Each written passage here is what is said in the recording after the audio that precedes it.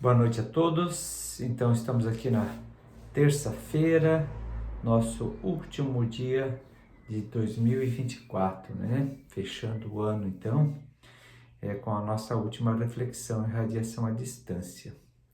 Talvez hoje seja um dia assim que a maior parte do pessoal vai estar assistindo posteriormente, porque é um dia geralmente mais comemorado, né? Com família, janta, festas, né? Essa virada de ano.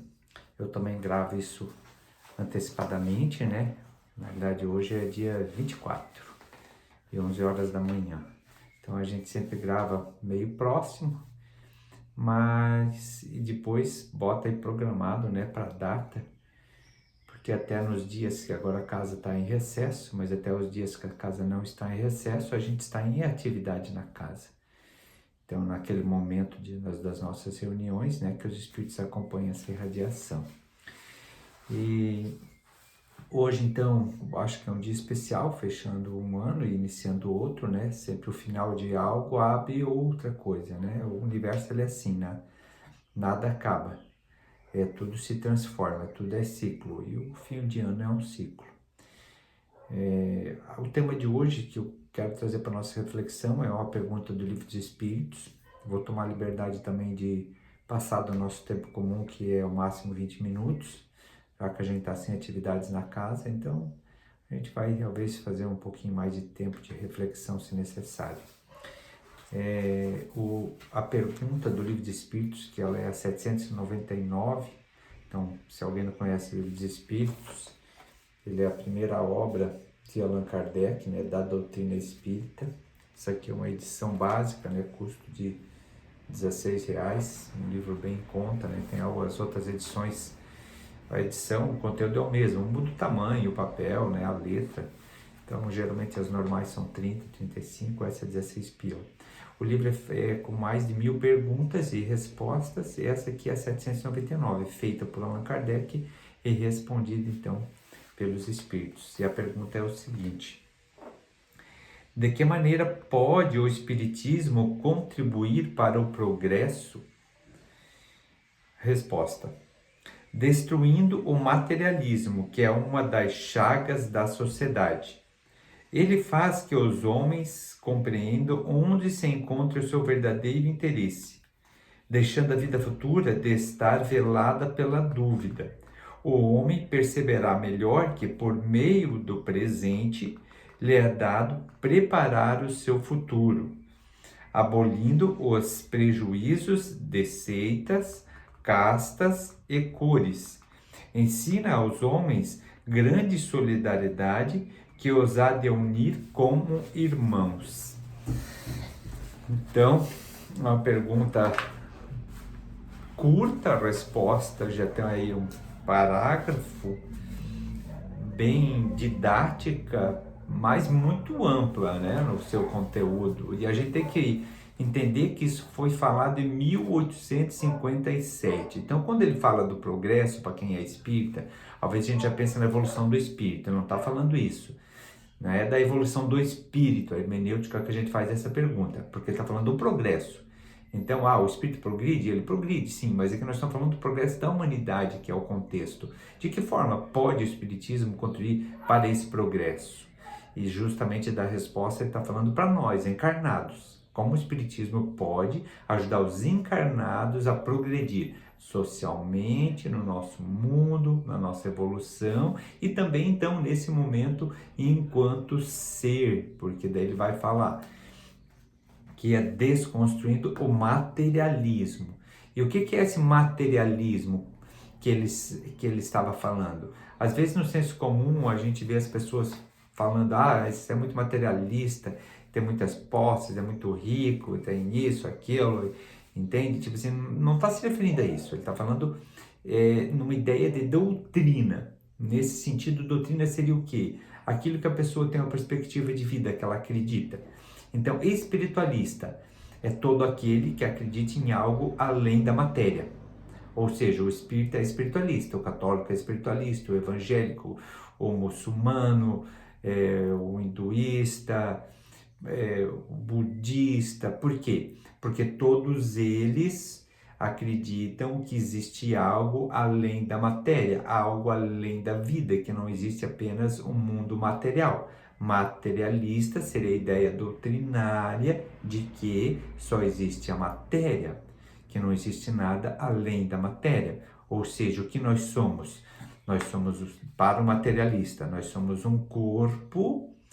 Esse corpo, ele tem um cérebro, o cérebro que é a nossa pensante, a nossa consciência. A partir do momento que esse corpo morreu, a gente deixa de existir. Para o espiritualista, não, a gente não deixa de existir.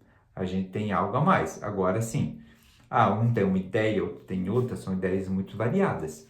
Mas espiritualista, então, é todo aquele que acredita em algo além da vida, da matéria, do físico.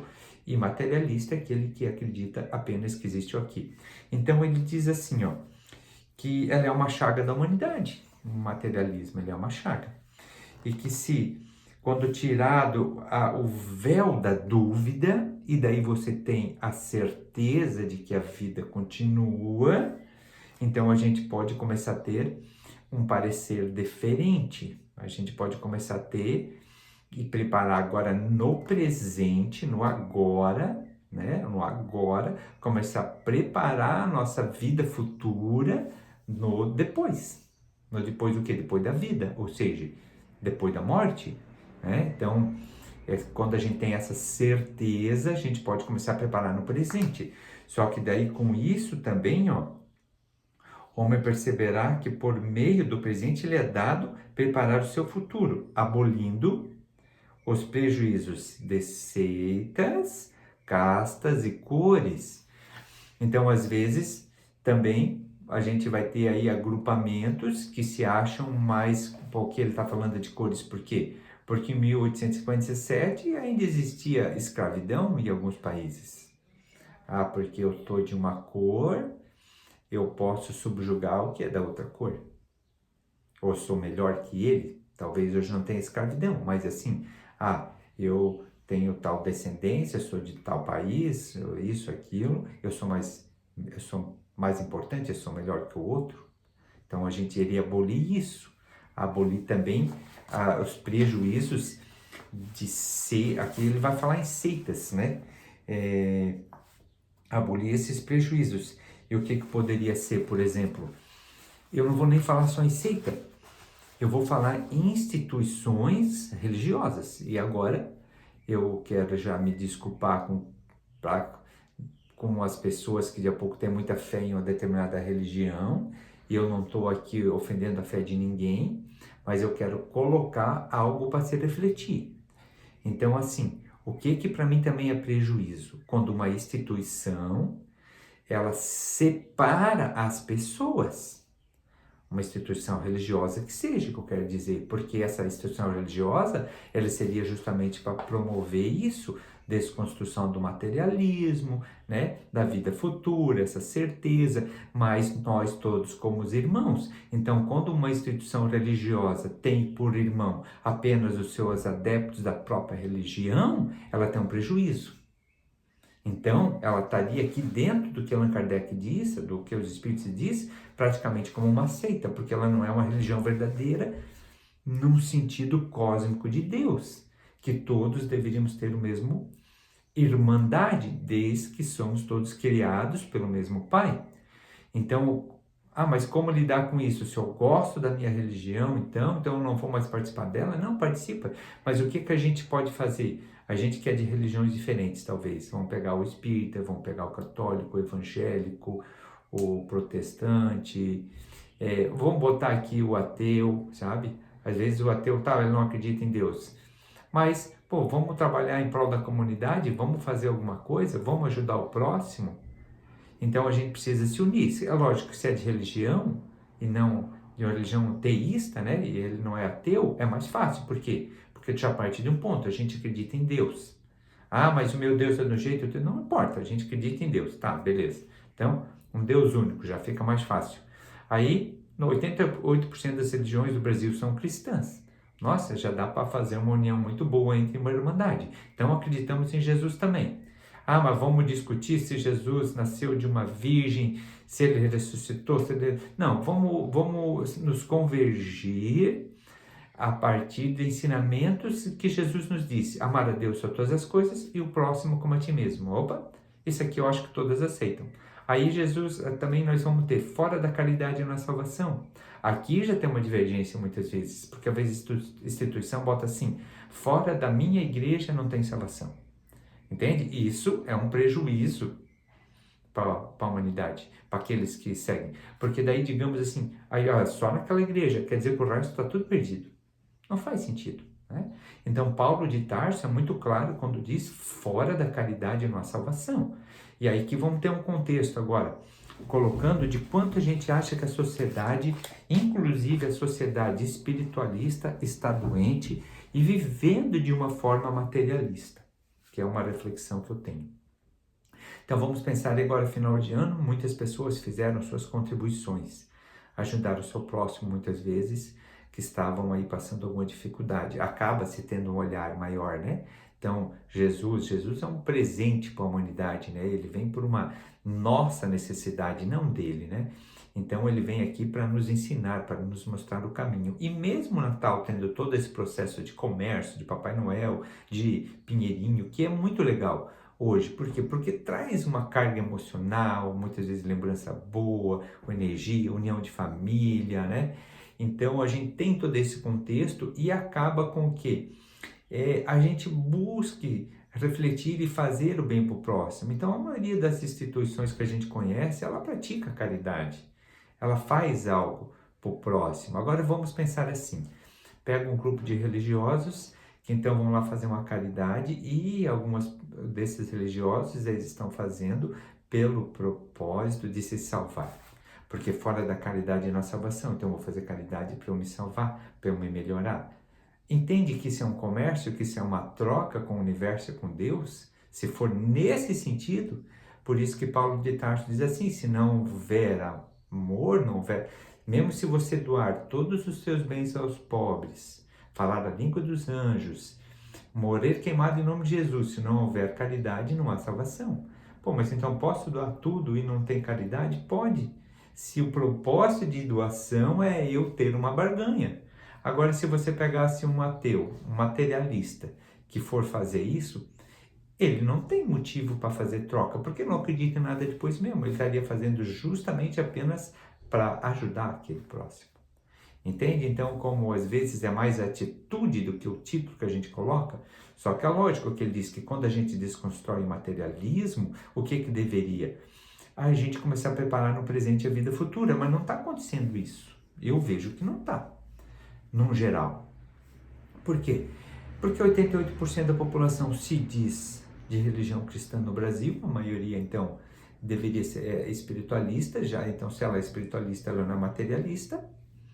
E esses outros 12% são de outras denominações também, às vezes, né? Então, às vezes um muçulmano, um judeu, né? Que então são de religiões também, mas não cristãs, mas também são espiritualistas. Então, ainda vai estar nesse contexto dessa sobra de 12%. Mas será que a humanidade está vivendo de acordo com o espírito imortal? Preparando agora no presente a vida futura, que foi o processo de Jesus, ensinar a gente a viver aqui de uma forma para entrar no reino espiritual de uma forma melhor, encontrar no reino de Deus dentro do nosso próprio coração? Será que a gente está assim? Então vamos pensar. Se nós somos todos irmãos, toda uma família, a gente então vive de uma forma cooperativa, é isso? Não é? A sociedade hoje vive numa hipnose competitiva. Competição, você tem que competir, você tem que ganhar. Não vou nem dar os exemplos aqui, que são muitos. Mas se alguém discordar, bota uma questão, escreve ali que eu vou estar respondendo. Então o mundo hoje ele cria uma hipnose competitiva. Ele cria uma ideia que o tempo é dinheiro. E daí ele cria uma ideia que você nunca pode dizer não ao ganho de dinheiro. Ele criou uma ideia social, psicológica, hipnótica, que pegou isso na sociedade, uma alienação ao trabalho, né? A pessoa pode se matar em trabalhar que está tudo bem. Se alguém chegasse e dissesse, nossa, eu estou me matando em beber, você vai dizer, não, aí vai dizer, não, quer uma ajuda, algo, eu estou me matando de fumar Não, isso não faz bem, eu estou me matando em trabalhar. A gente aplaude, a sociedade aplaude. Então a gente nunca poderia dizer não, por exemplo, assim, você está num emprego, você ganha uma média, você tem um bom tempo em equilíbrio para sua família, para o trabalho, e você recebe uma proposta de salário e de cargo maior. Mas esse salário, esse cargo maior, você vai ter que abdicar um pouco do seu tempo da família, do seu lazer, do seu repouso. E aí você não quer você recusa, você é criticado. Praticamente, eu já vi pessoas até pelo próprio chefe ficar extremamente assim, magoado com o funcionário que não quis a promoção. Mas ele não queria, ele gostava de trabalhar no que ele trabalhava, na função, porque tinha tempo para a família. E ele já viu o quanto o chefe dele estava doido, quer dizer, eu não queria ficar doido, mas tipo assim, ele já não serve mais para aquela empresa. Por quê? Porque ele não tem um propósito hipnótico desse louco de se desenvolver de uma forma de ter, de apenas de busca, sabe? Então, assim, hoje você é medido pelo seu progresso na Terra, né? Pelo quanto que você tem, pelo quanto que você ganha, pelas suas posses. E isso, então, a gente está percebendo que ser espiritualista de alguma religião não está ajudando no propósito que seria de nós nos prepararmos para a vida futura. Então, o que eu poderia fazer nesse novo ano, então? Esse novo ano que vem aí, né? Será que eu poderia mudar alguma coisa? Que atitudes? Então, a primeira coisa é a gente começar a estabelecer uma linha de tempo. E essa linha de tempo, ela deveria ter 4 prioridades na sua vida. Família em primeiro lugar, trabalho, religiosidade, não importa qual seja, e lazer e repouso. Se você conseguir ter prioridade para essas 4 questões, você já vai estar muito à frente da maioria da população. Você vai estar começando a preparar aqui no presente o seu futuro. Então, assim, só que seriam prioridades, você ter o tempo. Então, o seu tempo não pode ser, nosso tempo não pode ser só considerado por dinheiro. E aí a gente vai começar a trabalhar para viver e não viver para trabalhar, que é muito diferente. Hoje muitas pessoas parecem que apenas vivem por trabalho. E aí, infelizmente, essa pessoa ela pode ter uma falência espiritual. A gente é o país mais ansioso do mundo, um dos maiores depressivos do mundo. E a ansiedade, para mim, é uma doença muito pior do que a depressão, porque a depressão ela é vista como uma doença e ela tem um caráter de busca, de buscar se ajudar, né? A pessoa buscar um médico, alguma situação assim. Só que não, a pessoa está com depressão, tem que ajudar, tem que buscar. Por quê? Porque o depressivo, ele não se enquadra mais no trabalho, ele não vai conseguir mais produzir. Agora, o ansioso, por um certo tempo, ele produz até mais. Então, hoje, a maior parte das empresas, elas querem pessoas ansiosas. É uma loucura. Os vídeos já vêm com voz acelerada. A gente não faz mais vídeo longo porque ninguém tem paciência de escutar. As empresas disparando o WhatsApp, mensagem direto, cobrando, pedindo. Eu sou representante comercial, eu vivo isso, né? Estou aí 26 anos e a gente vai vendo essa mudança no contexto. Ainda bem que a minha empresa ela ainda é um pouco mais tranquila, mas hoje vem mensagem de segunda a domingo, né? No WhatsApp, e mensagem de campanha, de trabalho, de meta, de promoção. Domingo à tarde começa a vir mensagem. E aí é muita coisa, né? Aqueles videozinhos acelerados, aquela coisa, por quê? Porque a pessoa ansiosa ela vai acabar produzindo mais em um período de tempo, mas essa pessoa vai se esgotar, essa pilha vai acabar, e daí ela não vai aguentar, ela vai acabar surtando. E daí o pessoal está fazendo o quê? Está tomando remédio. O remédio cura ansiedade e depressão? Não, remédio não cura depressão, não cura ansiedade. Isso a neurociência nos comprova. O que é que ela faz? Mas então eu não vou tomar remédio? Sim, ele é necessário para um período de tempo que você esteja passando algo que você não conseguiu dar conta, para você equilibrar os teus hormônios, a tua química do corpo se restabelecer e conseguir modificar tuas atitudes para que você deixe de ser depressivo ou ansioso. Então, qual é a cura? A cura é você mudar atitudes, mudar hábitos. Ninguém vai ter novos resultados com as mesmas condições de vida. Ou seja, para eu ter novos resultados, eu preciso que novas atitudes. Então, nesse contexto, o que a gente pode começar a querer fazer para o novo ano, nesse equilíbrio dessas 4 diretrizes, que seria ter prioridade para a família, para o trabalho, para a religiosidade, o lazer e repouso, eu começar a perceber isso, né?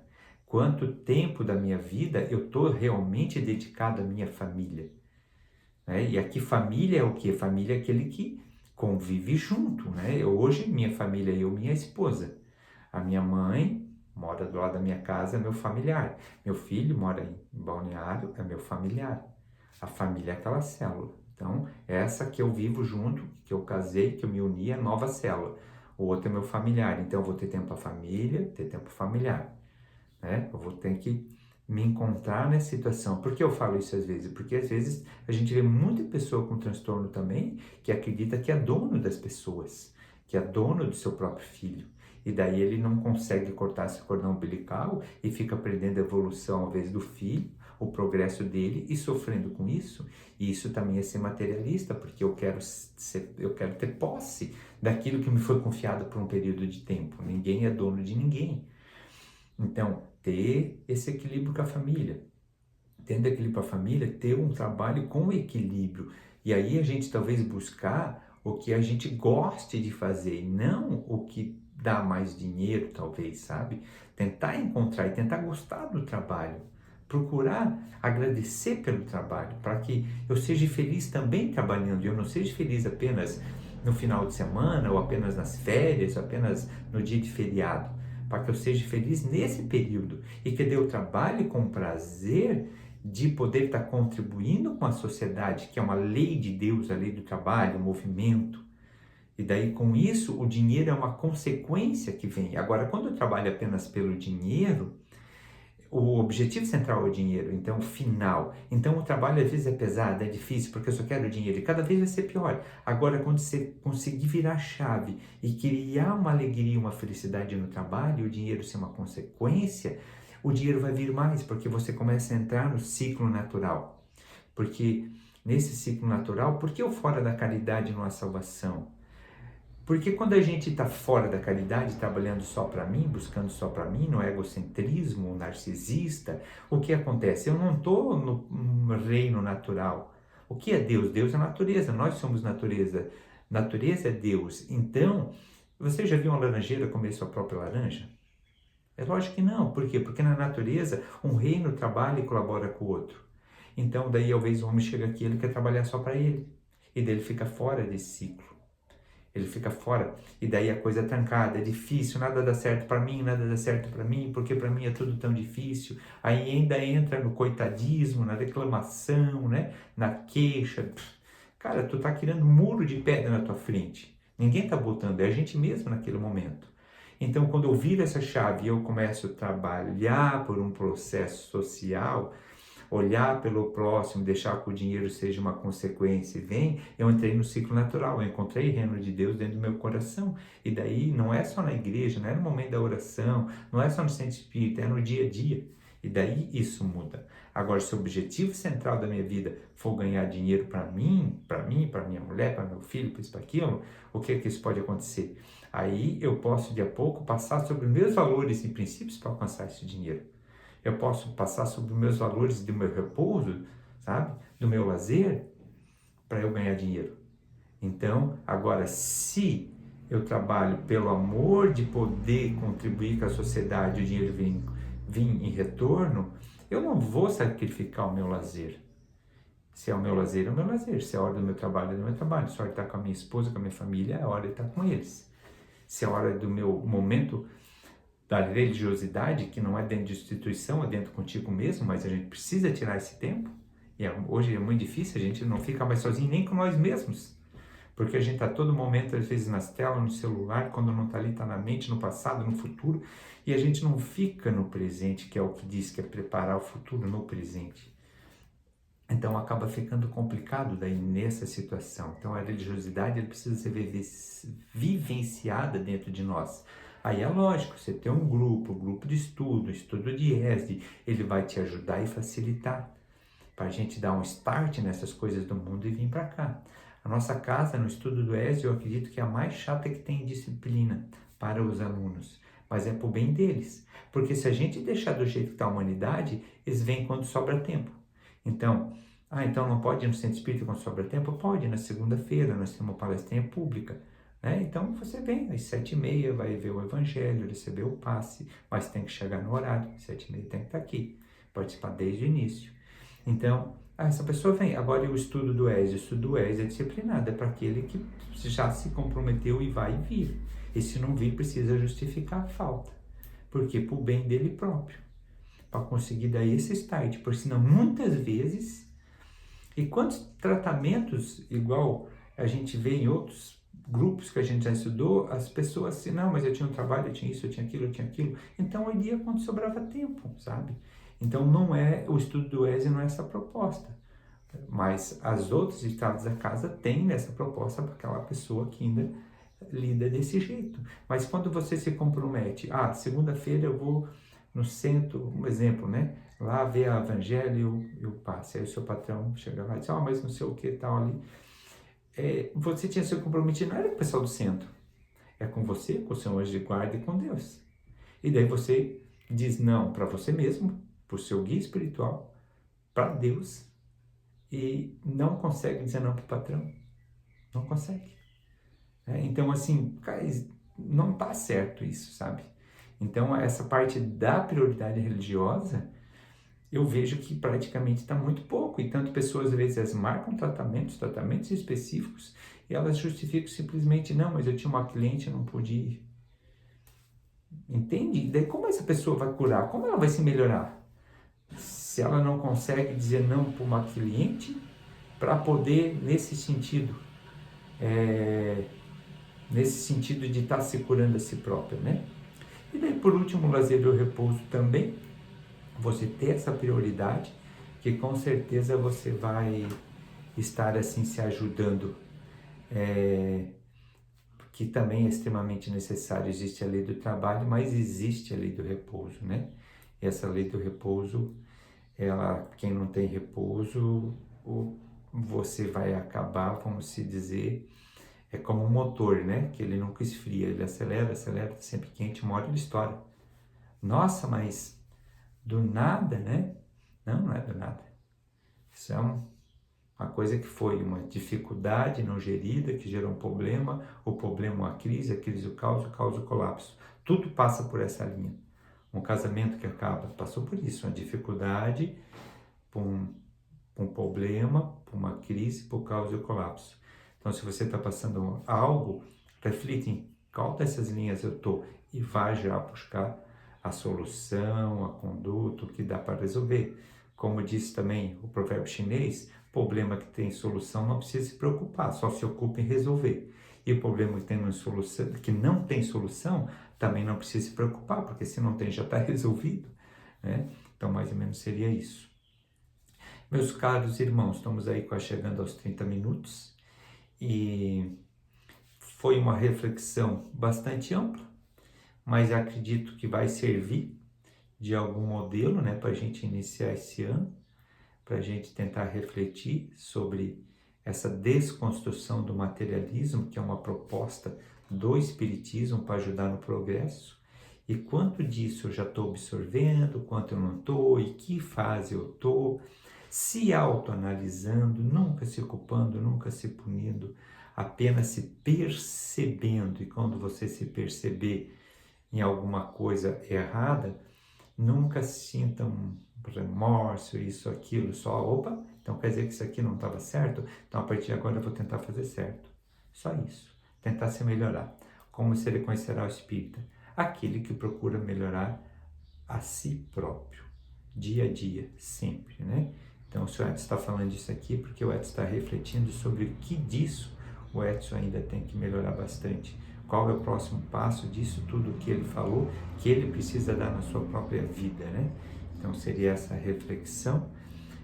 Espero que tenhamos então um ótimo 2025, e esse ótimo, eu não estou falando exteriormente, eu estou falando interiormente, porque é um outro problema da humanidade. Ele quer alcançar a paz exterior e ela não existe. A paz é interna, então a gente precisa alcançar na gente, independente do que venha ou não venha pela frente, que a gente se encontre forte, que a gente se estabeleça com o grupo, com amigos, e se necessário buscar ajuda, solicitar ajuda quando talvez a cruz for pesada demais, como o próprio Cristo em algum momento teve um estranho que levou a cruz para ele. Então, às vezes a gente precisa de ajuda e a gente precisa solicitar e pedir e aceitar essa ajuda, né? E muitas outras vezes, quando a gente está bem, então a gente vai ajudar alguém que não está tão forte. E às vezes nem que não pediu ajuda, mas a gente está ali pelo menos se oferecer e dizer, olha, se tu precisar, eu estou aqui, né? Não invadir o espaço dela, mas se colocar ali na disposição. Grande abraço, fiquem com Deus e até 2025.